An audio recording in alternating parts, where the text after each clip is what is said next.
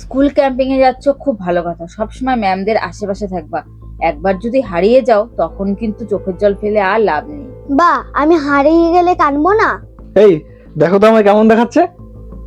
এক মিনিট, তুমি তোমার মেয়েকে ভুল কথাটা কেন শিখালে যে ও কোথাও হারিয়ে গেলে কাঁদবে? এই জিনিসটা তুমি কিন্তু তোমার মেয়েকে ভুল বললে।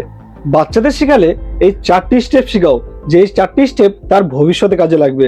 1 নম্বর স্টেপ হলো ভয়, 2 নম্বর স্টেপ হলো সাহস, 3 নম্বর স্টেপ হলো সহ্য, 4 নম্বর স্টেপ হলো বুদ্ধি। এবার প্রত্যেকটার ব্যাখ্যা আছে, আমি দিচ্ছি।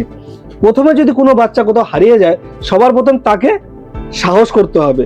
তাকে কাঁদলে চলবে না। তুমি তোমার মেয়েকে বলছিলে না তুমি হারিয়ে গেলে কাঁদবে, কাঁদলে চলবে না। যদি সে কাঁদতে থাকে তাহলে কিছু অশুভ লোক তাকে নিয়ে গিয়ে তার সাথে বাজে কাজ করতে পারে। বুঝতে পেরেছো? 2 নম্বর স্টেপ হলো তাকে সাহস করতে হবে।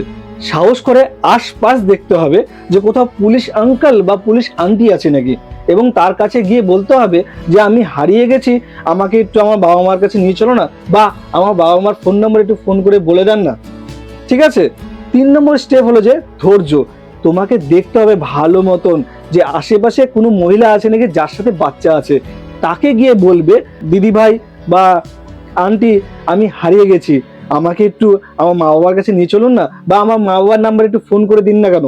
আসল কথা, এরকম মহিলারাই বাচ্চাদের কিন্তু সাহায্য করতে পারে। এবার 4 নম্বর স্টেপ হলো যে বুদ্ধি।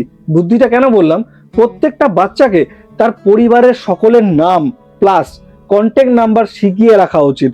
যখনই সে যেখানেই হারিয়ে যাক না কেন, সে যেন কন্ট্যাক্ট করে তার বাড়ির লোকের সাথে যোগাযোগ করে সে বাড়িতে ফিরে আসতে পারে। কথাটা কি বোঝাতে পারলাম? তুমি ঠিক বলেছো। প্রত্যেকটা মা বাবাকে তাদের বাচ্চাদের এই 4টি জিনিস শিখিয়ে রাখা দরকার। আর আমি সবাইকে বলতে চাই, আপনারা আপনাদের বাচ্চাদের এই 4টা স্টেপ যদি শিখিয়ে রাখতে পারেন, তাহলে তারা যদি কোথাও হারিয়ে যায় তাহলে অতি সহজে বাড়ি কিন্তু ফিরে আসতে পারবে। আশা করি বন্ধুরা ভিডিওর মাধ্যমে আপনাদের বোঝাতে পেরেছি। ভিডিওটা যদি ভালো লেগে থাকে তাহলে অবশ্যই একটা লাইক করবেন এবং ভিডিওটাকে শেয়ার করে আপনাদের প্রিয়জনকে এই তথ্যটা জানিয়ে রাখবেন কিন্তু বাচ্চার ভবিষ্যতের জন্য।